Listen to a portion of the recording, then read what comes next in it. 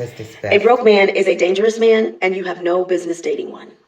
And I'm not talking about lavish dates and trips. I'm not talking about having a ridiculous standard and being shallow. I'm talking about the fact that when a man is at a point in his life and he's not able to do the most fundamental things for himself, he is at war with himself. And you will be the punching bag in the war that he is having in his own self. You do not want to be that.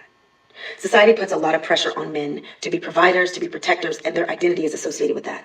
And when they cannot even do it at the most basic level for themselves, that is a problem for them. A lot of men, what they do, obviously, it's survival. They'll find a female that they will love bomb, they will convince to invest in their potential, to let them move in, to, let them put their stuff in her garage or use her address or any type of thing to get by. And here's what happens. Either you spend your time, your years, your youth, your money, your resources building this man up. And because he is not in a man's position, he does not feel like a man. And once he's built up, he will take all of your investment and go invest it in another woman who actually makes him feel like a man. Or what happened in my case is that he actually stays, but he develops a secret hatred toward you. It's a secret competition.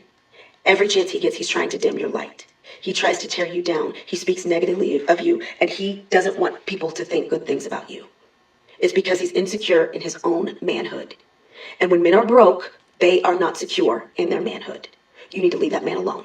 You need to let him go through his process. You need to let him do whatever he needs to do to get on his feet, but you are not the one to help him. If he has to go and sleep on other people's couches, so be it. If he has to go home for a short time, so be it. We've all been at low points in our life, but you, ma'am, don't need to be the one rescuing him.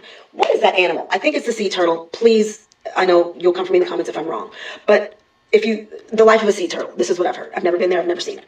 But, sea turtles are born in the sand, and it's a long journey from the sand to the ocean. They want to live in the ocean. That's where they're journeying towards the ocean. And it's a very long, hard, arduous journey to get from where they were born to the ocean. And that journey, a lot of them don't make it. And they are struggling. They're moving slowly. They're almost out of, the energy to actually get to the waves, to the ocean, where they will thrive. And so tourists go and they see these little turtles and they go and pick them up because they feel sorry for them. And they take them and they carry them to the ocean. And what happens is those turtles die because the journey from the sand to the ocean, they were developing muscles, they were developing stamina, they were developing survival skills that are going to be necessary for them to survive in the ocean. You are not Build-A-Bear.